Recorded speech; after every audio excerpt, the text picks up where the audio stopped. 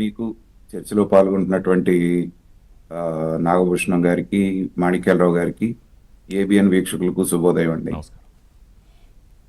చాలా మంది జగన్మోహన్ రెడ్డి గారి గురించి మాట్లాడేటప్పుడు అంటే ఆయన అంటే పడని వాళ్ళు, లేకపోతే ఆయన గురించి తెలిసిన వాళ్ళు, లేకపోతే మిగతా పార్టీ వాళ్ళు కొన్ని పదాలు వాడుతుంటారు.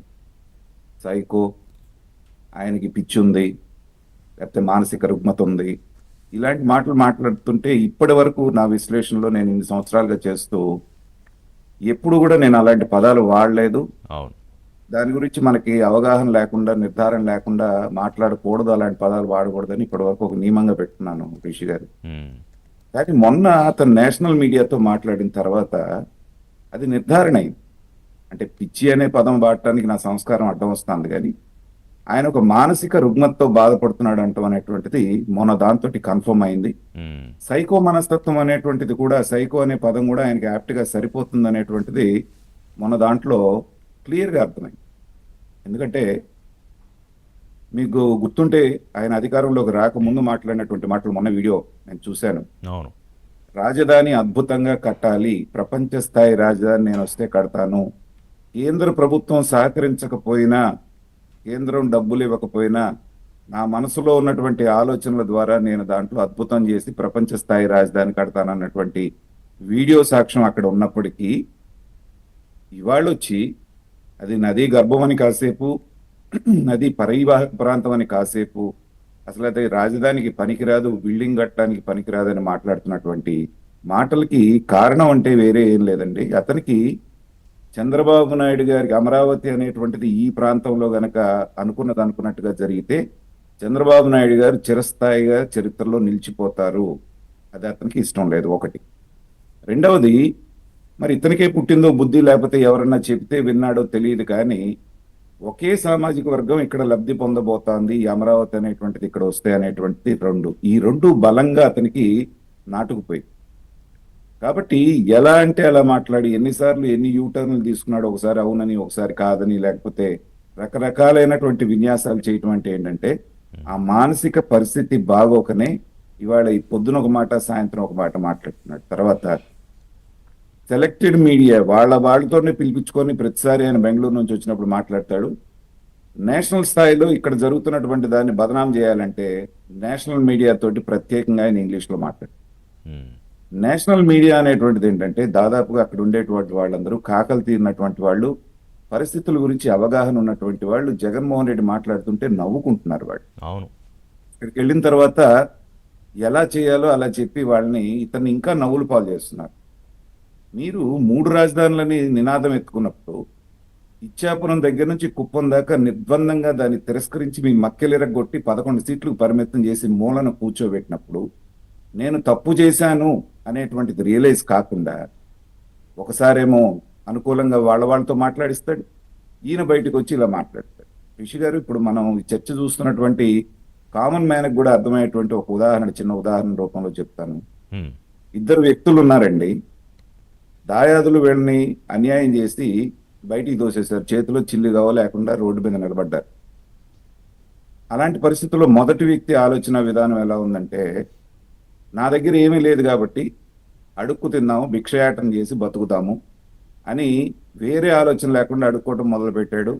అడుక్కుంటూనే ఉన్నాడు, జీవనం సాగిస్తున్నాడు. ఈయనకి పిల్లలు పుట్టారు, వాళ్ళని కూడా ఉద్ధరిద్దాం, వాళ్ళకి ఉన్నత భవిష్యత్తు ఇద్దామని కాకుండా అడుక్కు తినడంలో భాగస్వామ్యం చేసి ఇంకా ఆదాయం ఎక్కువ వస్తుందనే ఆలోచన విధానంలో ఒక వ్యక్తి ఉంటే, రెండో వ్యక్తి ఇవాళ నేను బయటకు వచ్చాను కాబట్టి ఈ పరిస్థితి నా పిల్లలకి రాకూడదు, కాబట్టి నేనేం చేయాలి అని తనకున్నటువంటి గుడ్ విల్తో కాస్త అప్పు తీసుకొని నిదానంగా ఒక వ్యాపారమో ఏదో చేసుకుంటూ కాస్త కూడబెట్టుకొని భవిష్యత్తులో తన పరిస్థితి పిల్లలకి రాకూడదని ఒక మంచి ఇల్లు కట్టుకొని దాంట్లో 4 పోర్షన్లు వేసుకొని, ఒక పోర్షన్లో ఈయన ఉంటూ మిగతా 3 పోర్షన్లు అద్దెకిచ్చుకొని ఏ రోజు వెతుక్కోకుండా రాబోయే భవిష్యత్తు తరాలు కూడా బాగుండాలనేటువంటి ఆలోచన విధానంతో రెండో వ్యక్తి ఉన్నాడు.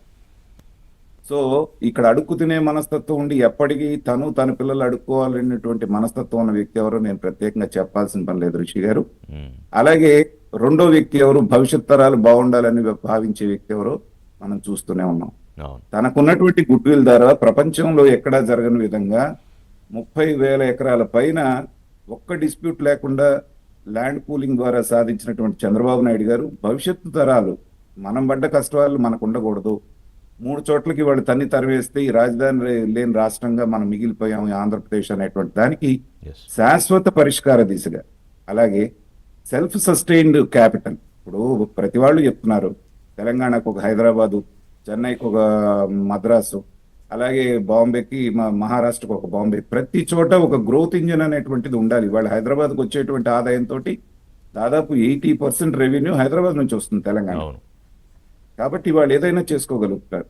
ఈ అడుక్కు తినే మనస్తత్వం ఉన్నటువంటి జగన్మోహన్ రెడ్డి గారు లాంటి వాళ్ళు ఏంటంటే విజయవాడ గుంటూరు మధ్య ఉంటే సరిపోద్ది కదా, ఇంకా నయం అసలు ఏది ఒక బిల్డింగ్ కూడా కట్టకుండా నాగార్జున యూనివర్సిటీ ఖాళీ చేయించేస్తే అన్ని అక్కడే సరిపోతాయి, ఒక హైకోర్టు, అవును. ఒక సెక్రటరియట్, ₹1 ఖర్చు పెట్టుకోకుండా. ఇలాంటి దివాళా కోరు మనస్తత్వం ఉన్నటువంటి వ్యక్తి రాజకీయాల్లో ఉండటమే ఒక దురదృష్టం. అంటే అలాంటి వ్యక్తి మన ఆంధ్రప్రదేశ్కి దాపురించడం అనేటువంటిది, ఎందుకంటే వాళ్ళు కొంచెం నా సహజ శైలికి భిన్నంగానే కొంచెం పరుషంగా మాట్లాడాల్సిన పరిస్థితి వస్తా ఉంది రిషి గారు. అవును, ఎందుకంటే అవును. ఇలాంటి ఎందుకంటే దౌర్భాగ్యం చంద్రబాబు నాయుడు కూడా ఆయనకి ఒక ఆవేదన, అంటే ఇలాంటి వాళ్ళతో, నా ఇంగిత జ్ఞానం లేని వాళ్ళతో రాజకీయం చేయాల్సి వస్తే అదొక కనీసం రకంగా దురదృష్టమే.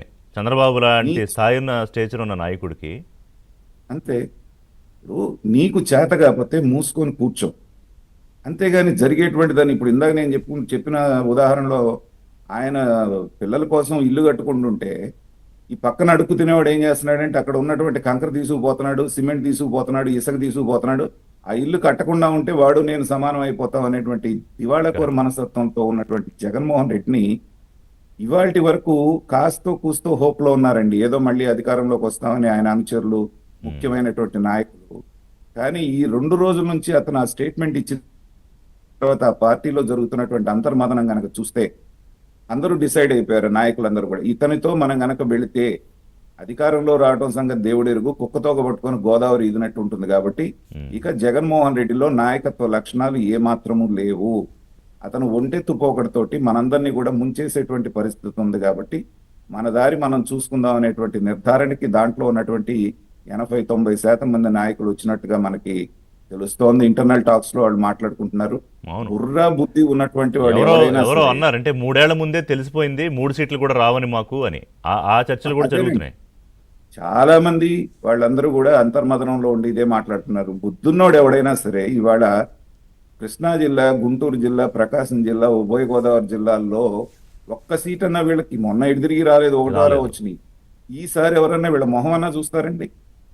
ఇప్పుడు నీది అయిపోయింది, ప్రజా తీర్పు అనేటువంటిది క్లియర్ గా వచ్చింది, మాకు ఒకటే రాజధాని కావాలి. పైగా ఇంకొక దరిద్రమైన మాట ఏంటంటే ఈ రాజధాని కరెంట్ లేదంటండి, వాటర్ లేదంట. ఉమ్. అంటే ఈయన శాసన రాజధాని కరెంట్ మన లేదు, వాటర్ లేదు, పరిపాలన- డ్రైనేజ్ లేదు.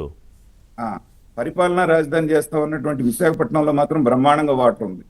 ఒక 4-5 ఏళ్ల తర్వాత పోలవరం నీళ్లు కనుక వెళ్ళకపోతే విశాఖ పరిస్థితి ఎలా ఉంటుందో ఒకసారి ఆలోచించుకోండి. తర్వాత కృష్ణానది పక్కన ఉన్నటువంటి రాజధానికి నీళ్లు లేవంటండి.